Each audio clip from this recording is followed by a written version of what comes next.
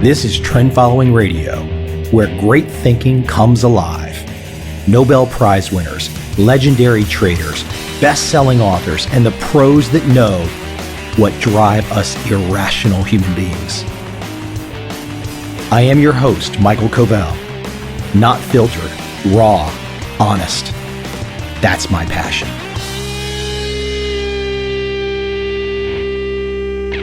My guest today is Dr. Jonathan Fader, licensed clinical psychologist. He is the team psychologist to the New York Mets baseball team. He is also an assistant professor of family medicine at the Albert Einstein College of Medicine and teaches in the Beth Israel residency program in family medicine in New York City. One of his interesting techniques is something titled motivational interviewing, which we go into today. Jonathan adds to a long list of top minds in the field of psychology that have appeared on my podcast. I'm fortunate to have him, and I hope you enjoy this conversation.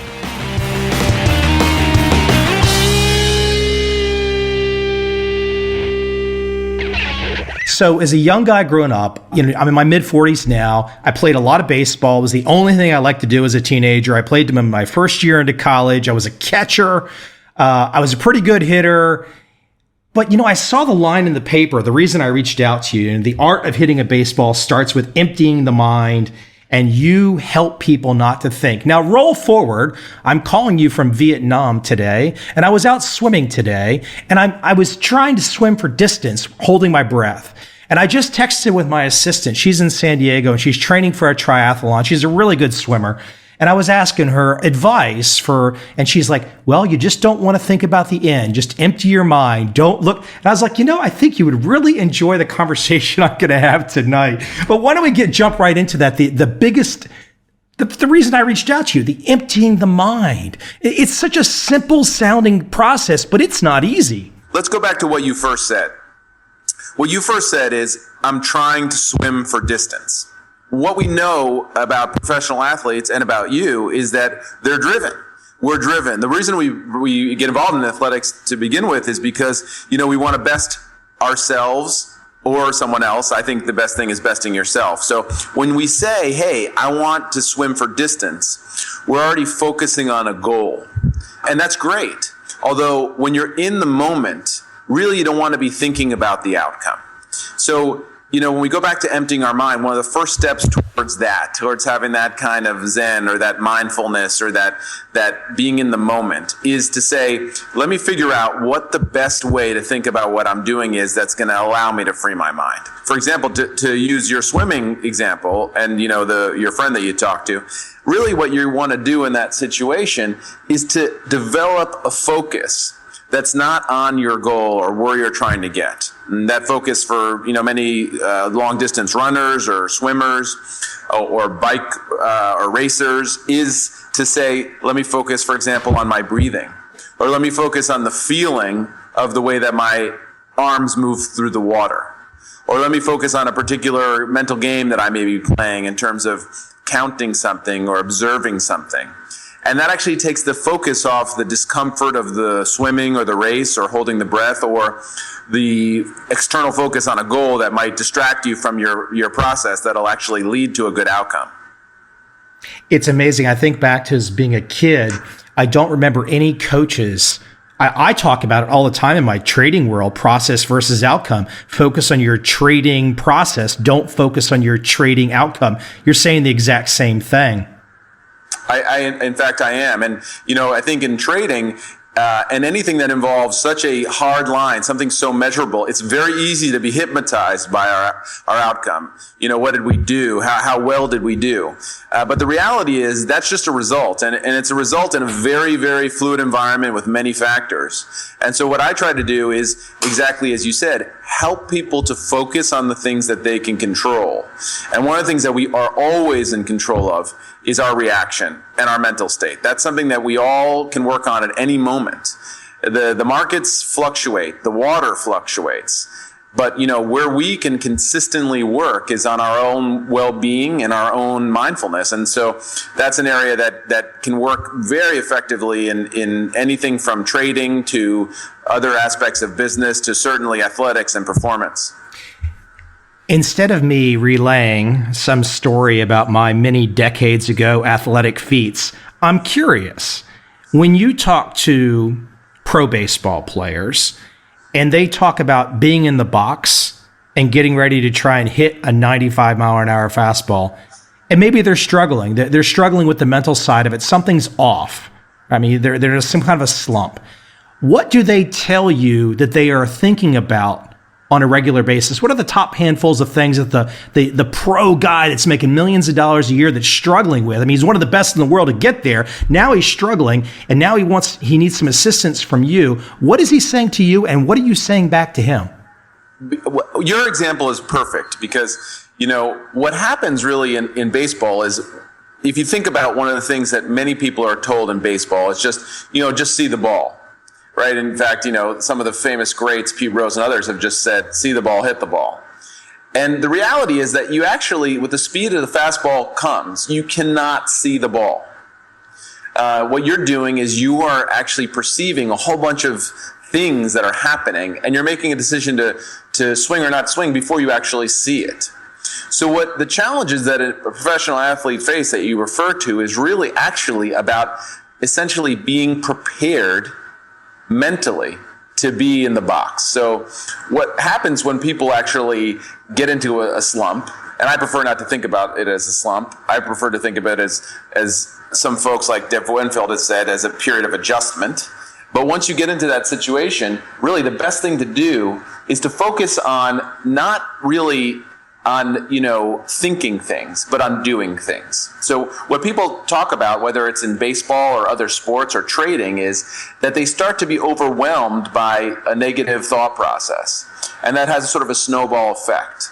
You can't really focus on thinking something. So the idea of just thinking positively is not effective. What you should be doing, and what the successful athletes, what I work with successful athletes and traders and other people in business to do, is to develop a process that you do when you're in the box or when you're in front of a comm or whatever it is that is your job that helps you to release the process of thinking. So, for example, what that might be is having a physical motion. Some people call this a mistake response or routine. That helps you to focus more on what you're doing physically and allows you to release a negative thinking process. The more that you start analyzing or thinking about what you're doing wrong, especially with a fine-tuned athlete, the more that actually can make that process stick around longer and make what we refer to as a slump stay longer. Would one of the simple things that a professional hitter be thinking about, let's say he's a power hitter, let's say he's used to hitting 30 home runs a year, and he's only hit, for example, this great rookie with the Cubs just finally hit his first home run after 70 at-bats, his longest stretch in either college or pro ball, not hitting a home run. He's going to be a fantastic player. But does it start to press on the mind where you're thinking, I'm a home run hitter. I've not hit a home run in 70 at-bats. Do people that are at that high level of baseball come to you and say, is that what they're thinking about? I think, what many people in professional athletics are challenged by is actually putting pressure on themselves. And so there's two ways to think about that. I think the thought you said, hey, I'm a home run hitter, hey, I'm a great trader, those are actually helpful thoughts. But when you start to put pressure on yourself and you say, why am I not doing this?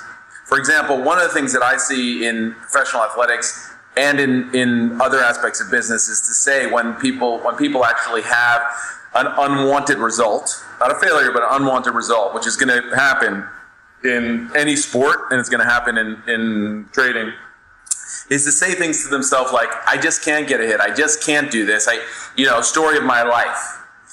What that does is that when you say that, look, this is how it's been going for me, it actually creates a filter, a mindset for yourself that you begin to interpret all different kinds of situations, your next situation, your next at-bat, your next trading opportunity in that way. And so it actually takes away from your performance. So what I work with athletes and people from business and performance artists to do is to develop a certain kind of way of talking to themselves that can actually help them to change that process. So for example, what you might say to yourself is, I can do this because, and that actually translates to a smaller type mantra or a few words that you say that.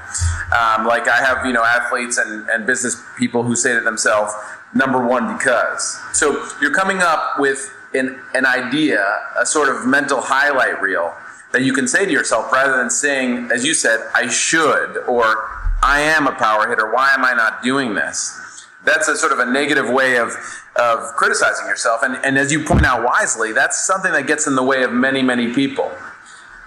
People say winning and losing are contagious. And I agree. And that's because when you win, the things you say to yourself are positive. The things that you're doing with your team or your employees or whoever you're working with are positive. And that brings out the best of your talent range. When we lose, the things that we say to ourselves are negative, and the things how we communicate with ourselves and our employees or our team are negative. And that actually induces or brings out the bottom end of your talent range. I think I saw this on your Twitter feed, but confidence isn't something you either have or not. It's a skill that's practiced. 100%. So, one of the ways that we think in sport and performance psychology is that confidence is the sum of the thoughts that you have about yourself. So confidence is really a result of what's going on in your mind. And so if you think about, you are what you eat, well, you are what you think. And therefore, we don't really practice a way of thinking. We just sort of let that happen. We just kind of walk and see, okay, let's see what happens here. Let's see what's at the buffet. Rather than saying, you know what?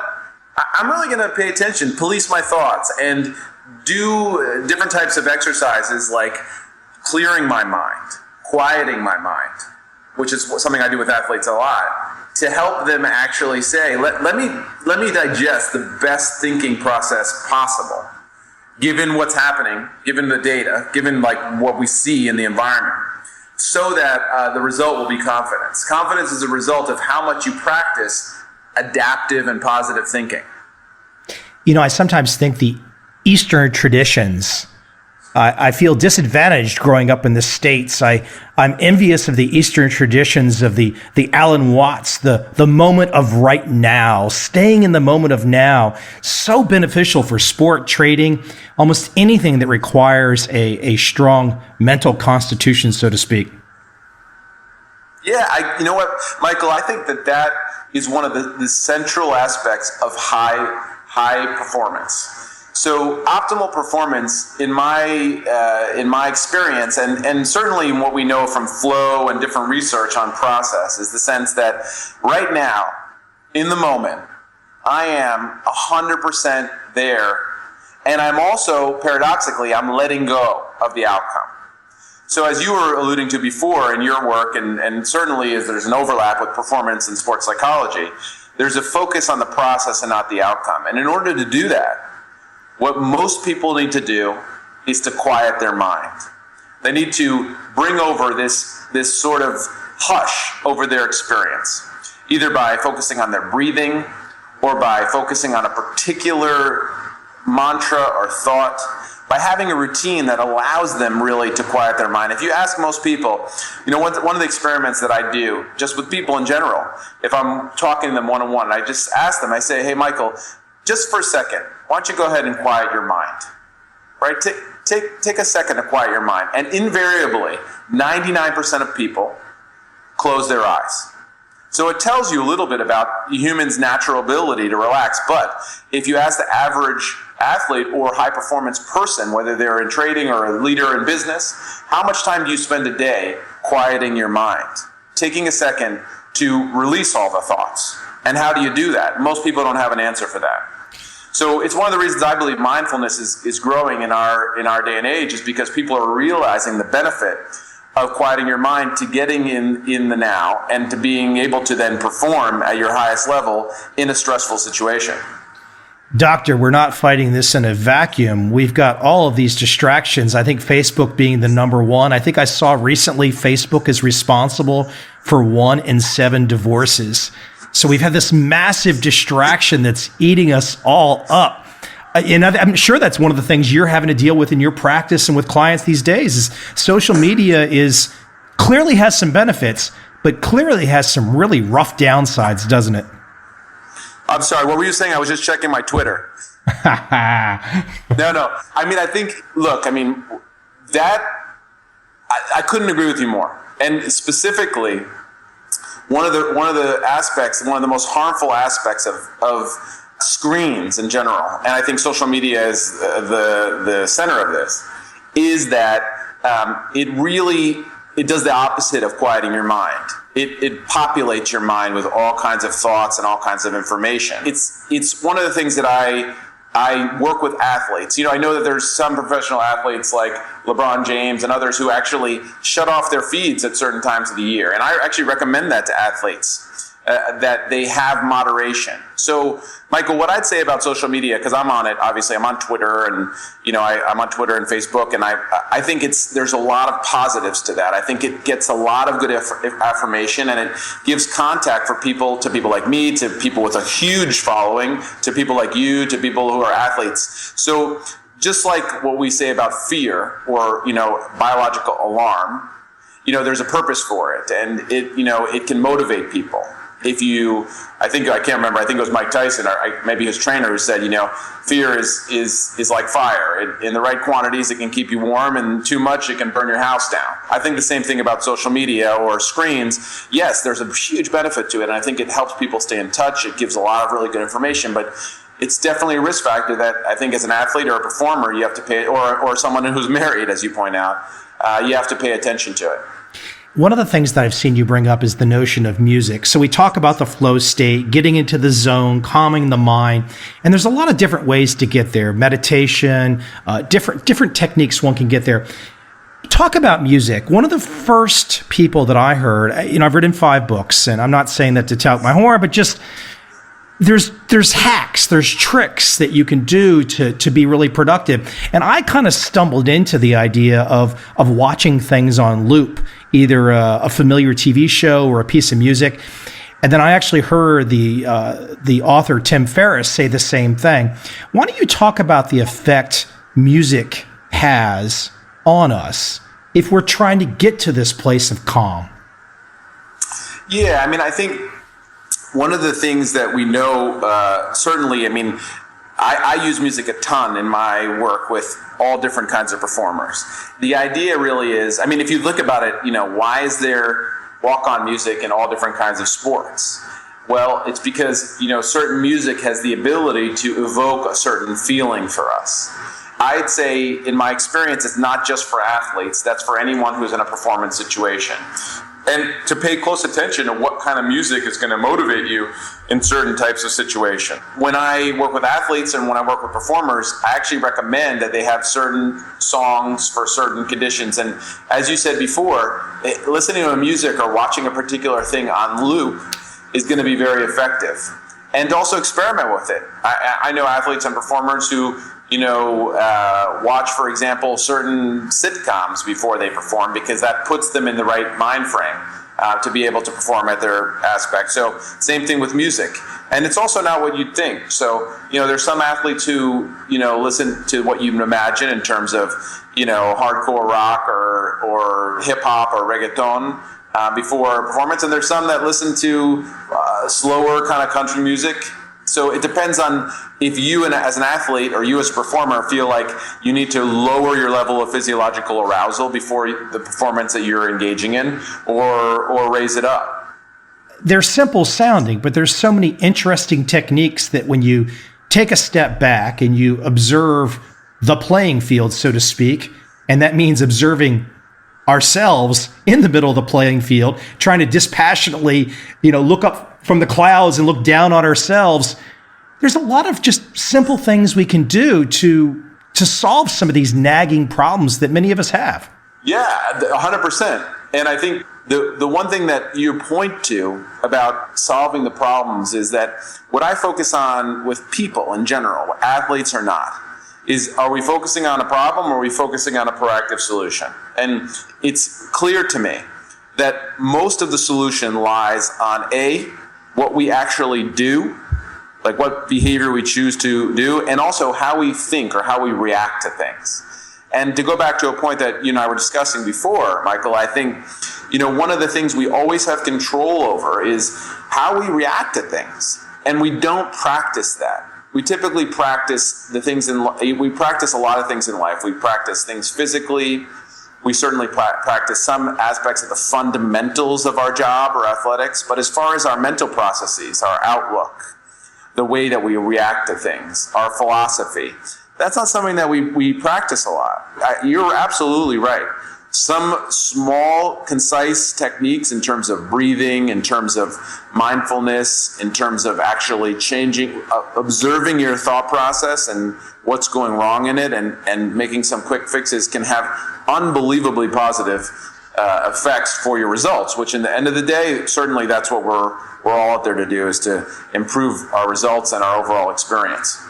Since if I could do anything all day long until my hands bled, would be to take batting practice in all the major league stadiums in America. That would just be fun for me, okay? So I keep bringing it back to hitting, and I think it's a great metaphor, but visualizing success. I've seen you talk about, not only is it you have the thinking and the thought process for the actual swing, but when you're visualizing success, it's also paying attention to the sun, maybe some other sounds you hear, taking it to the whole 360 degrees, and not just the action at hand. I assume that's all about bringing the relaxation down and bringing ourselves to a place of calm.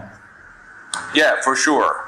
And, I think, your attention to detail is exactly the type of attention to detail I try to have, and I try to suggest that performers I work with try to have, is that when you're doing mental practice, when you're doing visualization, the most effective way to do that is to bring in all your senses. And you're right. I mean, the purpose of it is, there's many aspects of it, but one of the main purposes of it, we know that the more real you make it, the more it feels real to you from a first-person perspective, the more likely your brain is to believe it, and the more opportunity for learning and generalization there is for the real time when it goes to game time.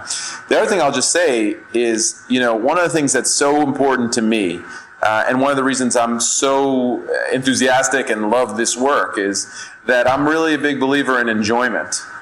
I strongly believe that the more that people have fun and enjoy performing and find enjoyment in that, and that's actually at work, I think that can be practiced too. The more actually the results tend to be positive, and the more longevity they have in sport or business. So, another reason to make mental practice vivid and include an element of enjoyment into it is that the more we enjoy things, the more enthusiastic we are. Likely the longer we will be in that sport or that activity, and the more success we'll have.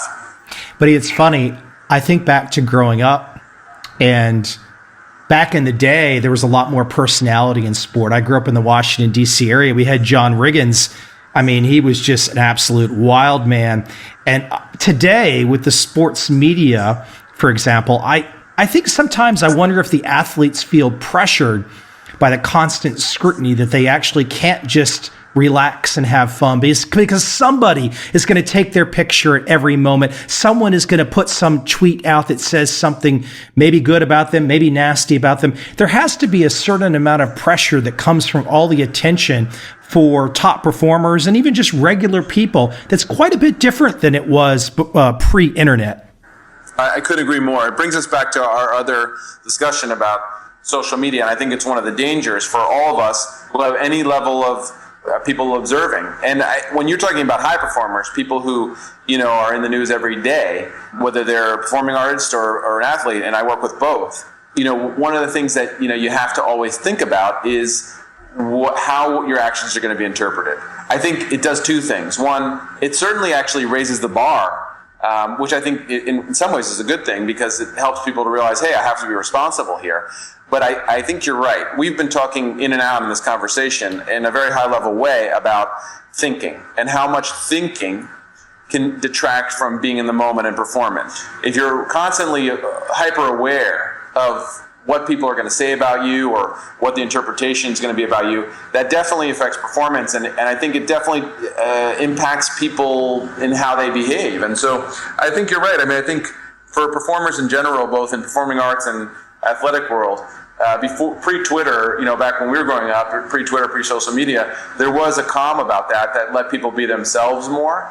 But on the other hand, we also didn't have the level of access that we have to the thoughts and the lives of professional athletes that we admire.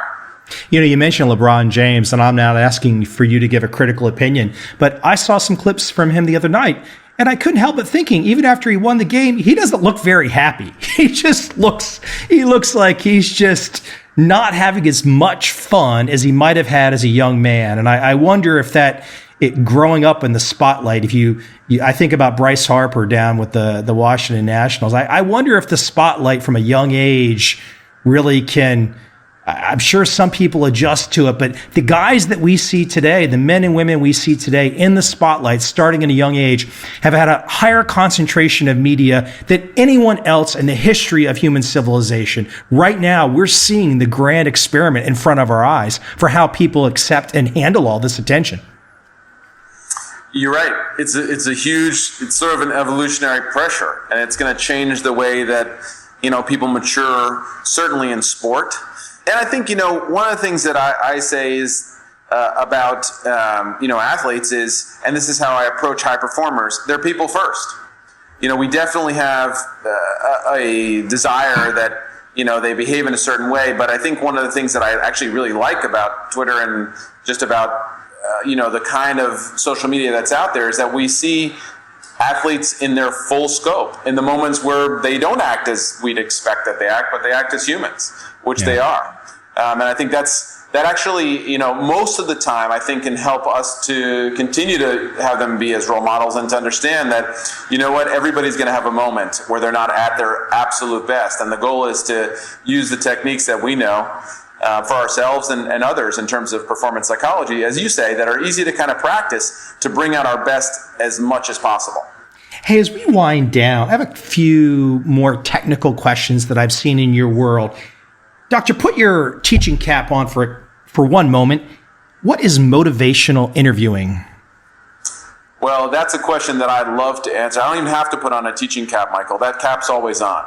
I can't get it off my head. I try to, remove it surgically, but that cap is always on. And, motivational interviewing has deeply affected my work in the sense that it's really a science-based way of being, technique that's been well researched to help people find their own reason to change their lives. Motivational interviewing was a technique that was developed by Bill Miller and Steve Rolnick, two psychologists, one at the University of Mexico, one in the UK, that really changed the world about behavior change in the sense that typically in history, the way it was with anyone, athletes, people struggling with addictions, is that we would tell them why they should change. Tell them how frustrated we were with them because they didn't change. This approach reverses that process and it says, let's be really, really strategic and careful and empathic with people and find out why they would want to change. And so it's built on a long history of research that says that the more that a person can voice their own intrinsic or their internal reason to change, the more likely they are to change. Versus that, what we typically do or what's done is to give people, educate them as to why they should change. So for example, if you're working with someone on your team who you're trying to tell them they need to change their behavior with regard to management, it's one thing to keep telling them, hey, listen, you should do this. It's another thing to ask them questions about what they see as the benefits are for change and to address their hesitancy to do so. So this is work that I've done a ton with teaching doctors to talk to patients. I've worked a lot in law enforcement, teaching people who are in probation and parole and other forms of criminal justice system officers about how to talk to people in a way that says, look, yeah, absolutely, these are the consequences, but I'm more interested in how your life will change if you decide that you don't want to do anything differently. It's a way to try and get people involved instead of just pointing the finger and saying, you must do this. Listen, if I could jump through this connection here and give you a hug, I would. And the reason is because you get it. When we point the finger, when we tell people, hey, listen, you got to do this, the natural human response is reactance. The more that we exert our control over others, they may change because of fear, but that change is unlikely to be sustained. So when we're looking for long-lasting behavioral change with another person, it's joining with them, as you say, and trying to find out a way to help them voice the reason for change. Because we know that that's going to be more associated with a long-term commitment and consistency in the change process. Motivational interviewing is a way to do that. It's a way of being, and it's a set of techniques that, I train doctors and law enforcement professionals and coaches about how to really foster that process. I saw a great thing that you posted about Jerry Seinfeld and a technique that he had for progressing and for getting better. Could you relay that story? One of the things that we typically do is we criticize ourselves when we're not doing what we want to do. So, Seinfeld, he came up with this brilliant thing was he created a calendar, and every time that he completed his goal, for example, writing a joke, what he did was he would mark off on his calendar with a big X days that he completed his goal. So we are very, humans, we have a negative bias. We're programmed to look for the thing that's wrong. It's actually how we survive and how we evolved as humans. We get points for noticing the saber-toothed tiger and not many points for noticing the rabbit. We are going to get better, though, when we're able to, in our own personal goals, say, hey, I did it today. I completed my goal. And so Seinfeld took this to the next level, and that's a thing I do for myself and I recommend for others, is actually in some way noting each day or each moment that you completed your goal. We know that goal setting, putting together very specific and measurable goals for behavior change is effective. And taking it to the next level is to say, hey, I'm going to put a calendar on my desk, in my office, wherever it is, and say, today's a day that I did what I wanted to do. It builds confidence. We talked about, confidence is a practiced trait, and confidence in ourselves and our ability to complete our goals. Anything we can do to create leverage in that way is powerful. So I think Seinfeld hit the ball on the screws there when he said, listen, let me put a visual calendar out there that says, you know what, today, Michael, today I did it. I ran the mile, I ran the 8 miles, I did my performance routine, I did the yoga, I spent 30 minutes looking at market research.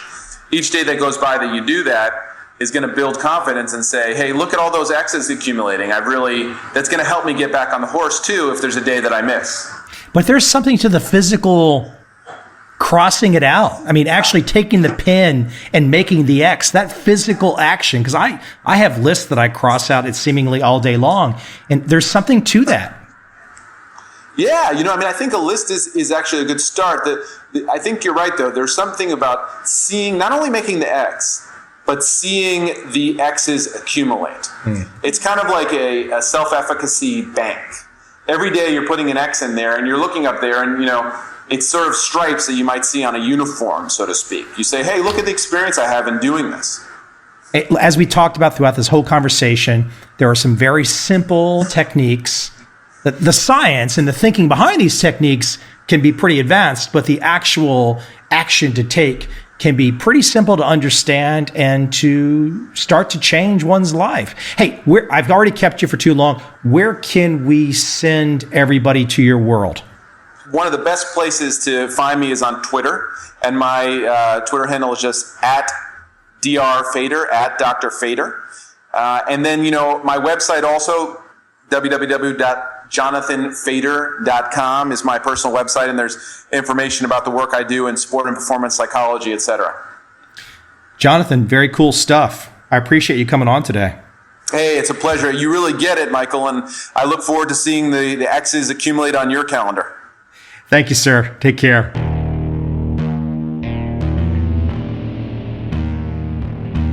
I see a time when those awake will understand how to make money in up, down, and surprise markets. Whether new trader or experienced, college student or financial advisor, protecting against a crash or just trying to make a lot of money, trend following offers everyone an answer in uncertain times. To get started immediately, send me an email, michael@covel.com. I will send you the right trend following steps to take along with my free video. But if you want to buy and hold, trust the government and trust Wall Street, this is absolutely not for you.